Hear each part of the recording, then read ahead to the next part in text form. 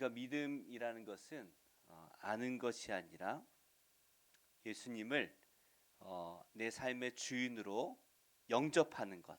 그래서 예수님께서 어떻게 하시면 기뻐하실까? 그래서 고민하고 예수님 위해서 살아가는 그 삶까지 포함하여 우리가 믿음이다라고 이해할 수 있습니다. 그래서 예수님을 아는 건 누구나 할 수 있죠. 삼덕공원 가보면 교회 안 다녀도 예수님에 대해서 얼마나 잘 아는지 몰라요. 들어보면 하나도 안 맞는데 다 잘 알아요. 뭐 아는 건 누구나 할 수 있어요. 하지만 그 예수님께 내 삶을 맡기는 것, 예수님께서 기뻐하시는 대로 제가 살면 그게 복이다라는 것을 믿고 예수님께 내 삶을 맡기는 것은 아무나 할 수 있는 일이 아닌 것이죠.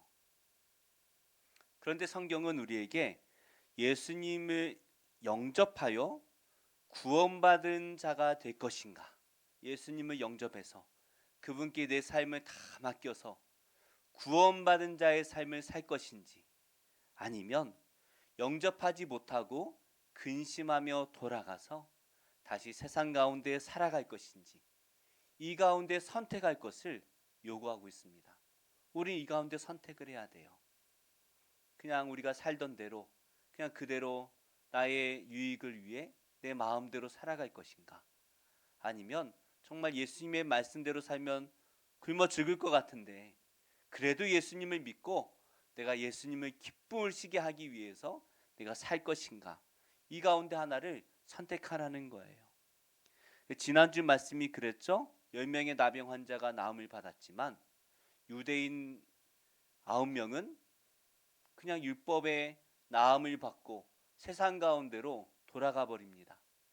하지만 하나님을 찬양하며 돌아온 사람은 사마리아인 한 명밖에 없더라는 거예요.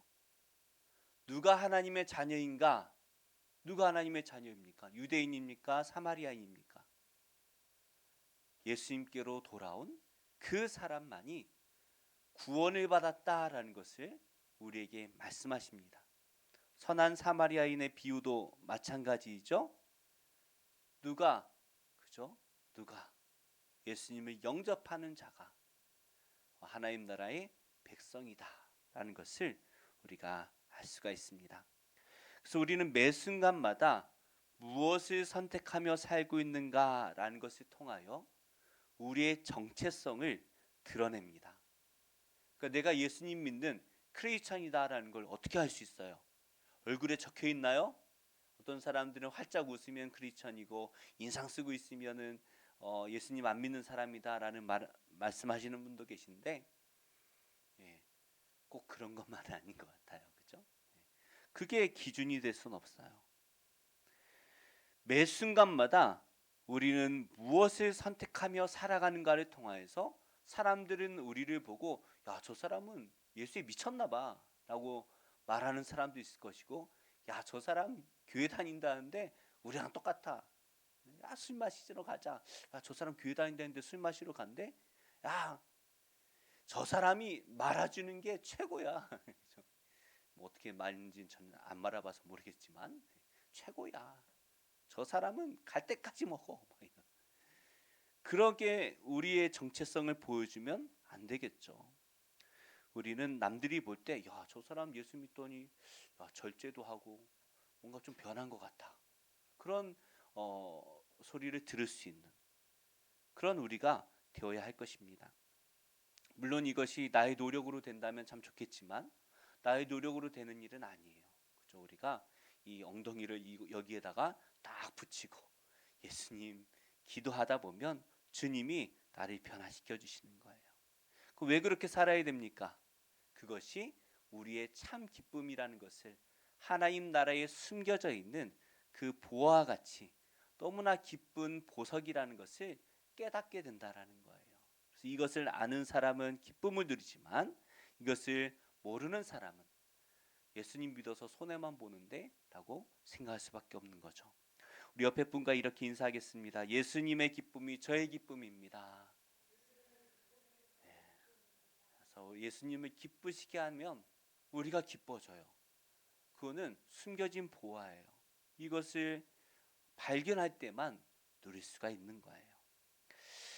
우리 오늘 말씀의 이 삭개오가 이 예수님을 만나고 예수님을 기쁘시게 하면서 자기가 삶의 기쁨을 비로소 찾게 됩니다. 어떠한 말씀인지 함께 묵상할 텐데요. 이 삭개오에 대한 말씀은 주일학교를 다녀보신 분들은 많이 들어보셨을 말씀이에요. 키가 작은 삭개오. 그렇죠? 삭개오 하면 특징이 키가 작다. 이게 하나 있어요. 그래서 여기 키 작은 분들은 복 받으신 거예요. 근데 이 삭개오가 회개하는 장면, 이 장면은 참 인상 깊습니다. 삭개오가 예수님 앞에서 많은 사람 앞에서 제 재산의 절반을 나눠주고 제가 남의 것을 이렇게 막 빼앗은 게 있다면 네 배로 갚겠습니다. 이렇게 선언하는 것은 참 인상적인 말씀으로 다가와요. 그래서 나도 나의 재산을 이렇게 나누며 살아야 되는가? 그런 말씀인가? 라고 이해하게 됩니다. 근데 오늘 말씀을 좀 자세히 살펴보면 거기에 머물지 않는 것 같아요.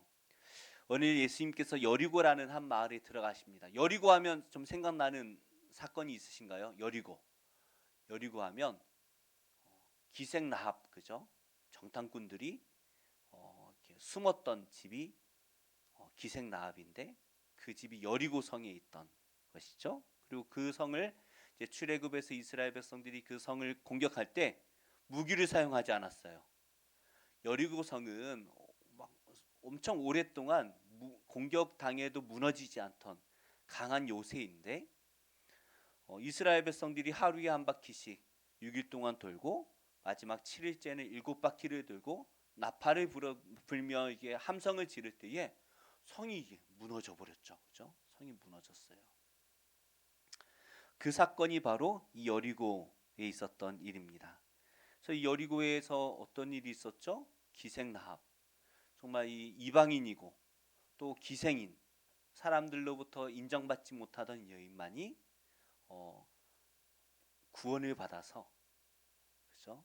이스라엘 백성이 되어지는 큰 축복을 받았죠. 그리고 그 계보를 이렇게 쭉쭉 따라가다 보면 뭐 정확한 건 모르겠습니다. 대부분 그렇게 이해를 한 것 같아요. 예수님의 조상이 되어지는 큰 기쁨이 있습니다. 예수님께서 이 여리고라는 마을을 들어가서 지나가셔요. 이때 삭개오라는 한 사람이 등장하는데 삭개오에 대해서 2절 말씀에 이렇게 말씀하고 계셔요. 우리 함께 읽어볼까요? 시작. 삭개오라 이름하는 자가 있으니 세리장이요 또한 부자라. 이름이 삭개오입니다. 삭개오라는 이름은 의로운이라는 이름이에요. 의로운. 그러니까 우리 선의도 이름 가운데 있는 선자가 착할 선자거든요. 그런 이름인 거예요. 착해야 돼요. 그런데 우리가 아는 그 삭개오는 착한 사람이 아니에요. 그래서 여기 보니까 삭개오라 이름하는 자가 있는데 직업이 뭡니까? 세리장이에요. 또한 부자입니다. 성경에 부자라는 사람은 그렇게 긍정적인 의미로 쓰이진 않아요. 세리인데 부자다. 이거는 남의 돈을 많이 착취했다라는 것을 의미하겠죠. 세리장이라고 하면 지금 이제 우리 세무서장, 그죠? 세무서장 정도로 이해를 하면 될 것 같아요. 지금은 뭐 세무서장이라고 해서 뭐 저도 뭐 끝발이 있는지 잘 모르겠습니다만은 옛날에는요, 제가 이 초등학교 때만 해도 세무서 직업만 돼도요, 말단 직업만 돼도 괜찮았던 것 같아요. 그래서 이렇게 선물 하나 사들고 가서 이렇게 좀 부탁을 하면 좀 너무 과하게 나온 세금이 좀 깎이는 일들이 실제로 있었어요. 옛날엔 그랬어요. 세무서장 정도 되면 끝발 있겠죠, 그죠? 그러던 때가 있었어요. 예수님 당시에도 그랬습니다. 세리들이 비리를 많이 저질렀어요. 그러니까 정해진 일정 부분이 정해진 세금을 걷어들여야 되는데 그 이상을 걷어들이거나 그래서 그 어떻게 하겠습니까? 내 주머니에 이렇게 몰래 내게 되는 거죠. 몰래. 그리고 나머지를 로마에다가 갖다 바치는 거예요. 그러니 로마에다가 가져다 바치는 이 매국노와 같은 세리인데 거기다가 과다하게 막 거두기도 하고, 뭐 옛날에는 못 사는 사람들이 많았잖아요. 그런데도 막 착취해가지고 걷어들이니 사람들이 좋아할 리가 없습니다. 매국노 취급을 받아들였어요. 그래서 이 유대인들은 이 세리들을 죄인처럼 여기고 경멸했다라고 해요. 죄인처럼 여기고 경멸했어요. 아우, 저 나쁜 놈들, 매국노보다 나쁜 사람이야, 뭐 이렇게 했어요. 심지어 이 세리들은 유대인 사람 취급을 받지 못했어요. 유대인 취급을 받지 못해요. 그래서 어느 정도냐 하면 유대 법정에서 증언하지 못하는, 증인으로도 쓰일 수 없는 그런 사람이라는 거예요. 그러니까 강도와 같은 취급을 받던 그러한 사람이 세리들입니다. 아까 만화에서 본 것처럼 사람들이 피해 다니고 세리가 지나가면 뒤에서 스근스근거리고, 저 나쁜 놈, 저 매국노, 이렇게 하면 스근스근거리는 거죠. 그런데 이 사람의 이름이 뭐라고요? 삭개오, 의로운 사람이라는 거예요. 뭔가 참 말이 안 되는 것 같죠? 의롭다라는 이름을 가졌는데 사람들에게 손가락질 받는 그러한 인물, 이 사람이 바로 삭개오입니다. 그런데 이 삭개오가 하루는 예수님께서 지나가신다라는 소문을 들어요. 이때 삭개오가 어떤 생각을 합니까? 우리 3절 말씀 함께 읽어볼까요? 3절 없나요? 3절 제가 읽어드릴게요. 그가 예수께서 어떠한 사람인가 하여 보고자 하되 키가 작고 사람이 많아 할 수 없어. 삭개오는 예수님이 어떤 분인가 궁금했다는 거예요. 아마 소문으로는 좀 많이 들었겠죠.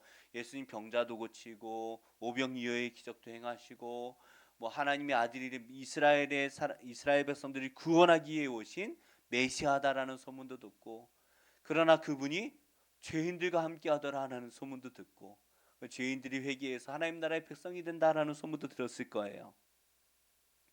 심지어 죽은 사람도 살려냈다라는 소문을 들을 때에 저도 궁금할 것 같아요. 그런 분이 지나가신다고 하면 얼마나 궁금하겠어요. 그래서 삭개오도 그분이 어떤 분이신가 궁금했어요. 그런데 삭개오는 죄인입니다. 아마도 그분은 나와 상관없는 분이야, 그렇게 생각했을지도 모르겠어요. 그래도 호기심에 예수님을 보려고 나갑니다. 그런데 오늘 말씀 보니까 삭개오가 키가 작아요. 키가 작아요. 저도 이렇게 공연 같은 데 가면은 이 앞에 사람들이 서 있으면 앞에 잘 안 보일 때가 있어요. 그래서 저번에 우리 어떤 궁에 갔는데 마술사가 이렇게 마술을 하는데 사람들이 이렇게 둘러싸이니까 안 보이더라고요. 그래가지고 우리 막둥이만 이렇게 목마에 태워서 보라고 그렇게 보여줬는데 잘 안 보이죠, 그죠? 근데 삭개오는 키가 또 작았다고 하니까 더더욱 보이지 않았을 것 같습니다. 그런데 보통 마을에서 존경받는 사람들, 어른들이라고 한다면 키가 작아도, 그죠? 비켜졌을 것 같아요. 사람들이 이렇게 어린이들 틈으로 좀 비좁고 들어가서 좀 비켜졌을 것 같아요. 또 뭐 안 비켜주더라도, 이렇게 존경받지 못해서 안 비켜주더라도 자기가, 그죠? 정말 보고 싶으면 어떻게 해요? 우리가 너무나 보고 싶으면 막 비집고 들어가서라도 예수님을 볼 것 같아요. 그러지 않나요, 그죠? 좀 뭐 너무 궁금한 거 있으면 사람들 서 있어도 눈치를 살살 봐가지고 저도 약간 이렇게 틈이 보이면 얼른 비집고 들어가서 이렇게 보고 뭐 그럴 때가 있어요. 그런데 삭개오가 그렇게까지도 하지 못했다라는 것은 사람들이 이 삭개오를 죄인 취급하면서 멀리했다라는 것을 우리가 알 수 있는 것이죠. 그러니까 유대인들은 죄인과 접촉하면 안 되잖아요, 그죠? 접촉하면 안 돼요. 그러니까 삭개오도 눈치가 있으니까 그 사이를 비좁고 들어가지 못했다라는 것을 알 수가 있습니다. 너무 궁금하니까 삭개오가 어떻게 합니까? 이 사람들을 피해서 돌무화과 나무 위로 올라가요. 옛날 성경에는 뭐라고 번역됐었죠? 우리 어린이 친구들은 잘 모를 텐데 뽕나무 위에 올라갔잖아요. 노래에도 그죠? 삭개오 노래를 까먹었네요. 엄청 많이 불렀는데 뭐 삭개오가 뽕나무 위로 올라간 뭐 그런 노래가 있었던 것 같아요. 신학교 때 뽕나무 위에 올라간. 근데 이게 뽕나무가 다시 번역해 보니까 돌무화과 나무, 우리한테 익숙하지 않은 그런 단어라서 아마 뽕나무로 이렇게 번역을 한 것 같아요. 근데 생각을 해보세요. 다 큰 어른이 또 관리잖아요. 옷도 허름하게 입진 않았을 것 같아요. 나름대로 존경받지 못해도 이렇게 멋있는, 사람들이 옷을 보고는 저 사람 부자인가 보다 생각할 수 있는 그런 멋진 옷. 우리로 말하면 디올에서 백만 나오나요? 뭐 잘 모르겠네. 아무튼 뭐 샤넬 옷 뭐 이런 거. 그럼 뭐 멋있는 옷, 비싼 옷 이런 걸 입었을 거예요. 근데 이 다 큰 어른이, 그 비싼 옷을 입은 어른이 어떻게 하고 있는 거예요? 돌 무화과 나무 위로 올라가 있는 거예요. 우스꽝스러운 모습이죠. 그러니까 우리가 한번 생각을 해보세요. 조선시대 때의 양반들이 나무 위에 올라간다, 이거 상상할 수 있는 일입니까? 상상할 수 없는 일이에요. 그러니까 체면이 깎이는, 이 당시에 이 어른들로서는 이 체면상 할 수 없는 그런 일들을 했다라는 것이죠. 수치스러운 일이에요. 그러니까 일반인들이야 평상, 그러니까 일반인들의 옷을 입고 이 뽕나무 위에 올라가, 돌 무화과 나무 위에 올라갈 수는 있어요. 뭐 이렇게 가지를 친다든지 이렇게 열매를 이렇게 따준다든지 이런 일들을 할 수는 있지만, 이 나이 많은 부자 관리가 그런 일을 한다라는 건 상상할 수 없는 일이에요. 부끄러운 일이에요. 그런데 예수님을 얼마나 보고 싶었는지 그 체면을 내려놓고 나무 위로 올라갑니다. 다윗이 하나님의 궤가, 언약궤가 들어올 때 어떻게 했죠? 막 이 치마가 들쳐지는 듯 모르고 막 춤을 췄잖아요. 그래서 사울의 아내였던 미갈마저 어휴 저 부끄러운지도 모르고 체면 없이 채통머리 없이 저러고 있다라고 할 정도로 다윗이 즐거운 마음으로 그렇게 했잖아요. 삭개오가 예수님을 너무나 보고 싶어서 그렇게 했다라는 거예요. 아마도 예수님께서 지나시던 길이니까 예수님께서 이렇게 가실 때 이 앞에 있는 나무 위로 올라갔을 것 같아요. 뭐 뒤에 있는 나무 위에 올라가 봐야 가버리시니까, 그죠? 막 뛰어가 가지고 앞에 있는 나무 위로 올라갔을 것 같습니다. 근데 예수님께서 그 많은 군중 사이를 지나서 그 무화과 나무 위를 바라보시고 삭개오를 부르십니다. 이렇게 말씀하세요. 우리 5절 말씀 함께 읽어보겠습니다. 시작. 예수께서 그곳에 이르사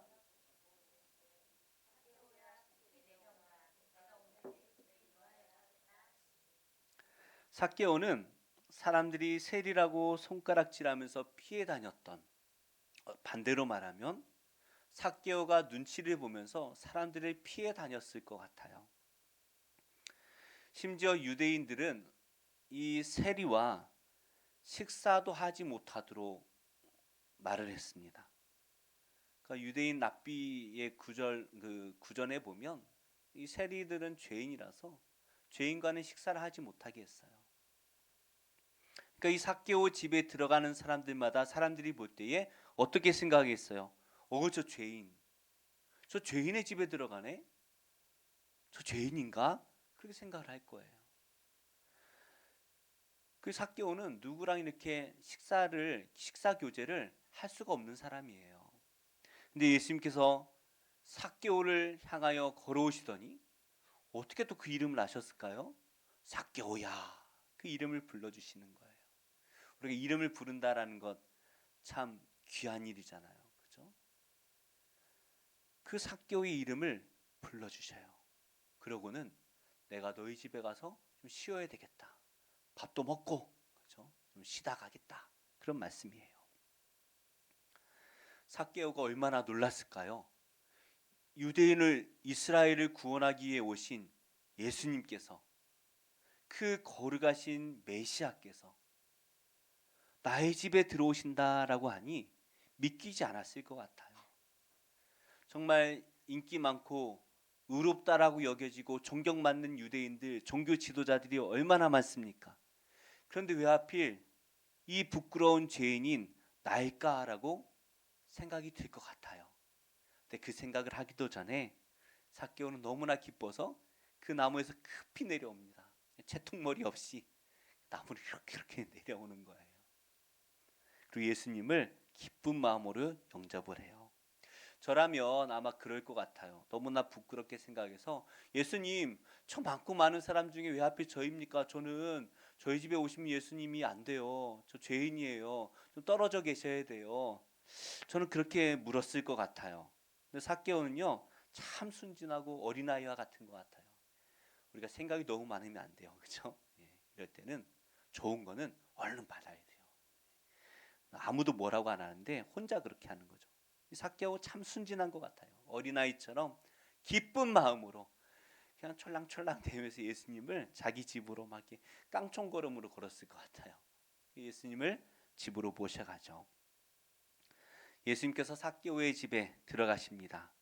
그러자 사람들이 예수님께서 죄인의 집에 들어가셨다라고 수군거리기 시작하죠. 물론 예수님을 처음부터 비난했던 사람들도 있어요. 그런데 많은 사람들이 예수님이 긴가민가, 정말 메시아일까 아닐까, 우리를 구원하러 오신 그분이 맞을까 아닐까, 정말 긴가민가 하면서 따라다녔을 것 같아요. 근데 아마도 실망한 사람들이 꽤 많지 않았을까 생각됩니다. 아니, 메시아라는 분이, 그 우리를 구원하겠다라고 오신 메시아라는 분이 어떻게 이 강도보다 못한 그 사람의 집에 들어가서 함께 식사를 하실 수 있을까? 이게 말이 안 되는데 실망했을 것 같아요. 유대인들은 이 선한 사마리아인의 비유에서 우리가 본 것처럼 누가 우리의 이웃입니까? 나의 이웃을 정해놓는 거예요. 내가 이 정도까지는. 그런데 이 밖은 도무지 내가 교제할 수 없는 죄인이야라는 이 경계선이 있어요. 세리는요, 저 밖에 있는 사람이에요. 도무지 내가 만날 수 없고 이 죄인 중에 죄인으로 분류된 사람이에요. 근데 예수님께서 그 경계를 무너뜨리시고 그 집으로 들어가시는 거예요.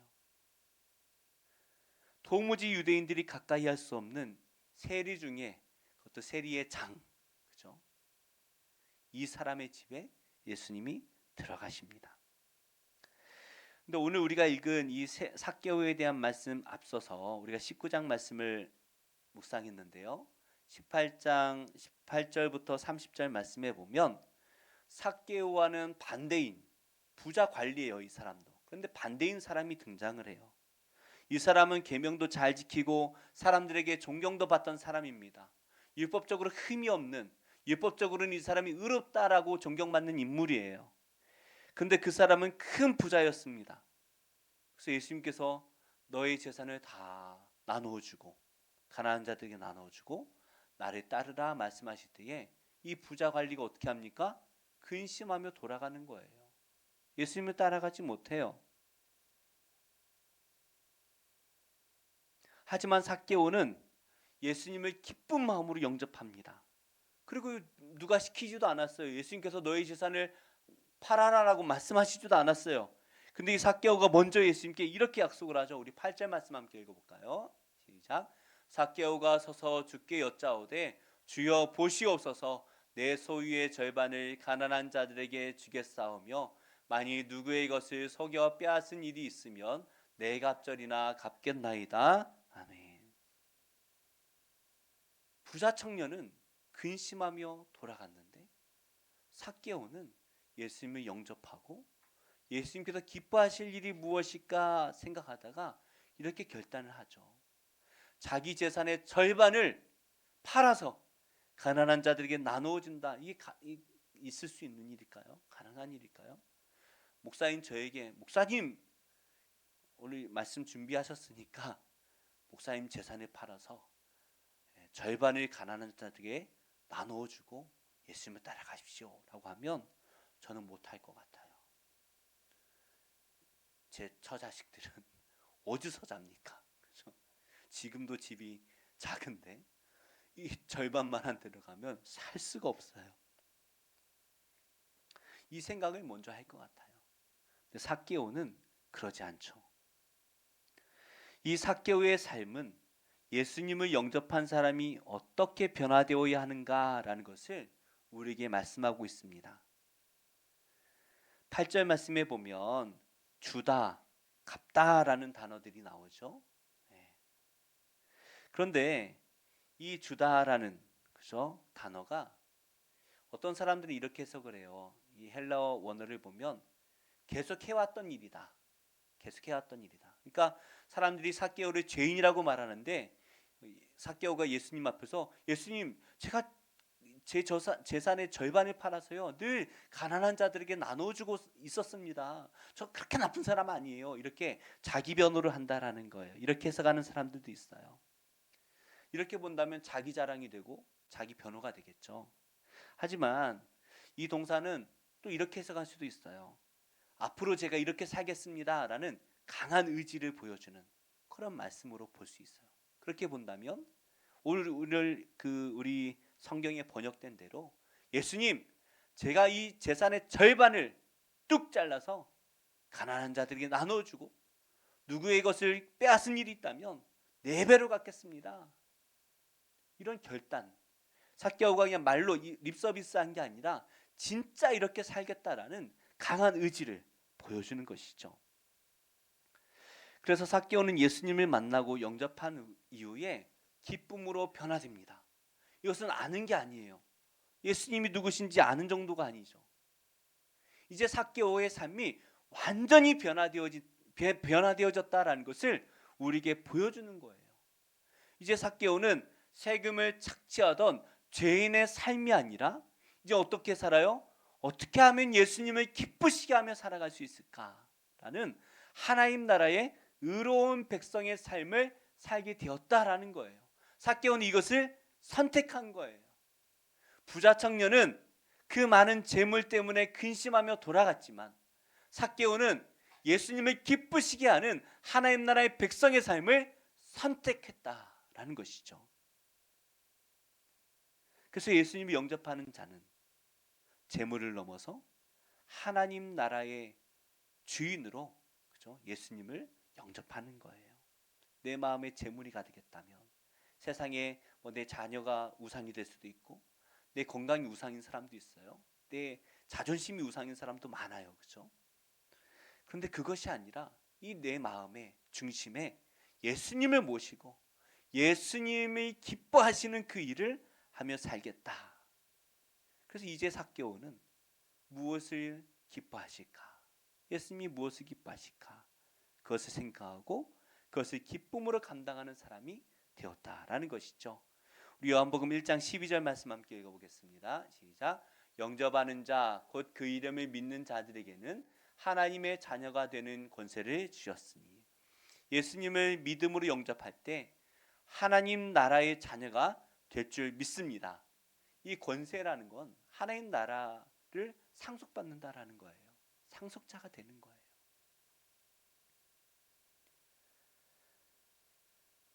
이전까지는 사람들이 율법을 가지고 또 랍비들의 교훈을 가지고 어떻게 생각했어요?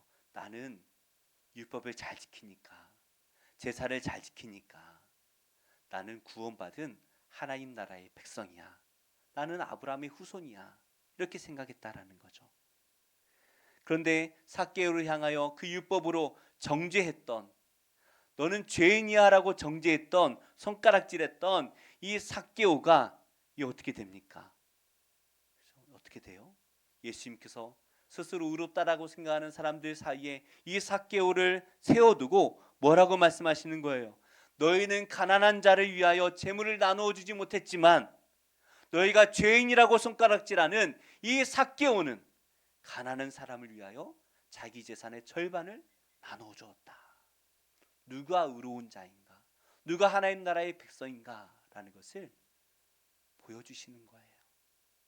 그리고 예수님께서 이렇게 말씀하셔요. 우리 9절 말씀 함께 읽겠습니다. 시작. 예수께서 이르시되 오늘 구원이 이 집에 이르렀으니 이 사람도 아브라함의 자손이미로다. 너희와 이 삭개오 누가 아브라함의 자손 하나님 나라의 백성이냐? 누굽니까? 율법을 잘 지켰지만 선을 행하지 않는 그 자들이 아니라 죄인이라고 손가락질 받고 율법으로 정죄했지만 그러나 선을 행하기로 다짐한 이 사람이 이제 아브라함의 후손이 되는 그 후손이 되었다라는 것을 예수님께서 선언하시는 것이죠. 누가복음은 누구를 위해 기록했을까요? 로마에 있는 이방인 성도들을 위해 기록한 책이에요. 로마에 유대인들도 교회에 많이 살았어요. 교회에 많이 다녔어요. 근데 그 교회에 이방인들도 있었어요. 그러다 보니까 교회 안에 어떤 갈등이 있을까요? 어려서부터 우리도 그렇잖아요. 어려서부터 고신 측에서 신앙생활을 막 배운 사람들은 주일날 돈 쓰는 것도 이거 할 수가 없던 일이에요. 이것처럼 유대인들이 예수님만 막 믿었는데 아니 율법에서 자유롭다니 이방인들과 함께 식사를 한다니 뭐 이런 것들이 다 부딪히는 거예요. 그래서 이 유대인들이 이 이방인 성도들을 차별하기도 하고 율법주의를 강요하기도 하고 너희도 할례를 받아야 된다라고 요구하기도 해요. 근데 이 누가복음은 계속해서 우리에게 누가 하나님 나라의 백성인가라는 것을 물어보고 계십니다. 율법을 잘 지키는 그런 사람들입니까? 교회를 어려서부터 잘 다니고 빠지지 않고 헌금 잘하고 봉사 많이 하는 그런 사람입니까? 세상은 우리를 이 삭개오처럼 나고자로 만드는 것 같습니다. 남들 다 열심히 일할 때 넌 뭐야? 넌 나고자야. 마치 죄인처럼 취급하는 것 같아요. 정죄하기가 참 바빠요. 칭찬하기보단 정죄의 말이, 인정하기보다는 비난의 말이 더 쉽게 나가는 것 같습니다. 그러나 우리 예수님께서는 오히려 이 죄인들을 위해 오셨다라는 거예요. 우리와 같은 죄인, 그리고 우리가 남들을 향해서 저 사람은 안 돼라고 말하는 그 죄인들을 위해 이 땅에 오셨습니다. 그리고 삭개오와 같이 연약한 우리를 찾아오셔서 우리를 구원해 주셨죠. 우리 가운데 유대인이 있습니까? 없어요. 그렇죠? 우리 가운데 의로운 자가 있습니까? 없어요. 그러나 우리를 사랑하셔서 우리를 찾아오셔서 부르시고 이 자리에 앉히시고 구원의 길로 인도하고 계시죠. 이제 우리를 부리시는 그 예수님 앞에 우리가 서야 합니다. 이제 우리는 선택의 길에 서 있는 거예요. 삭개오처럼 예수님이 영접하고 주님을 위해서 주님을 기뻐하시는 일을 생각하며 살아갈 것인가? 아니면 내 안에 있는 나의 우상, 재물, 내 자존심, 뭐 나의 그런 것들 때문에 예수님을 거절할 것인가? 우리는 선택해야 돼요. 삭개오처럼 예수님을 영접하여서 천국 백성으로 변화된 삶을 살아갈 것인가? 아니면 스스로 하나님을 믿고 나는 의로워라고 착각하면서 그렇게 살아갈 것인가? 유대인과 같이 살아갈 것인가? 교회는 참 좋은 소리만 하는 것 같아요. 저는 개척교회에 있으니까 아쉬운 게 많아서 더 그런 말을 잘 할지도 모르겠습니다. 저는 뭐 그렇게 안 하려고 한다고 생각하는데도 저도 모르게 그렇게 나오는 것 같아요. 근데 속지 마세요. 그런 좋은 말에 속지 마세요. 우리가 예배를 잘 드리고 헌금 꾸준히 잘하고 나 뭐 특별히 죄 짓는 거 없이 그냥 뭐 신앙생활 잘하는 것 같아. 나 율법처럼 잘 지키고 있는 것 같아. 그것이 내가 예수님을 믿는다라는 것을 보여주는 것이 아닙니다. 그것은 결과물일 뿐이에요. 그렇죠? 우리는 힘을 다해 하나님을 기쁘시게 하는 삶을 살아야 돼요. 예수님을 내 마음의 구주로 영접하고 예수님을 내 마음의 왕으로 영접해서 우리는 주님이 기뻐하시는 일, 하나님께서 기뻐하시는 일을 늘 생각하면서 그의 힘을 다해야 돼요. 그래서 이 예배도 그냥 아유 오늘 벌써 주일이 됐네 하고 나오는 게 아니라 어떻게 해요? 기쁜 마음으로 하나님 오늘 내가 주님을 기쁘시게 하기 위해서 예배를 드리러 갑니다. 하나님 제 예배를 기뻐 받아주세요 라고 우리가 예배를 드릴 때에 하나님 기뻐 받으시죠. 우리가 예물을 드릴 때에도 그죠? 1,000원짜리 한 장이라도 다림으로 쫙 해가지고 하나님께 예물을 귀하게 드립니다 라고 드릴 때 하나님께서 기뻐 받으시겠죠. 우리의 삶의 구석구석에서 우리가 하나님을 기쁘시게 하는 삶을 살아내야 됩니다. 이전에는 내가 나를 위해 나의 기쁨을 위해 살았다면 이제 하나님을 기쁘시게 하는 삶을 살아내야 돼요. 만약 그렇게 하지 못하고 있다면 우리 어떻게 해야 될까요? 노력해서는 안 돼요. 우리는 노력해서 내가 하나님을 기쁘시게 해야지 생각하지만 아니에요. 노력해서 되는 것이 아니라 기도해야 돼요. 하나님, 제 삶이 하나님의 기쁨이 되기를 원합니다. 그럴 때 예수님께서 성령으로 삭개오를 찾아가시듯 우리를 찾아오셔서 우리의 마음을 새롭게 하여 줄 줄 믿습니다. 삭개오는 그동안 가장 귀하게 여겼던 재물을 절반을 떼내서 가난한 자들에게 나누어 줬습니다. 어떻게 보면 내 재산의 절반이 사라진 거예요. 내 재산이 갑자기 사라졌어요. 그러나 그는 오히려 어떻게 하고 있어요? 기뻐하고 있어요. 큰 기쁨을 얻습니다. 우리가 예수님을 영접하여서 예수님을 기쁘시게 할 때에 우리는 이전에 알지 못하던 참된 기쁨을 우리가 누리게 될 것입니다. 우리도 예수님을 영접하고 하나님을 기쁘시게 함으로써 인생의 가장 기쁜 일을 누리며 살아가는 복된 인생 되시기를 예수님의 이름으로 축복합니다.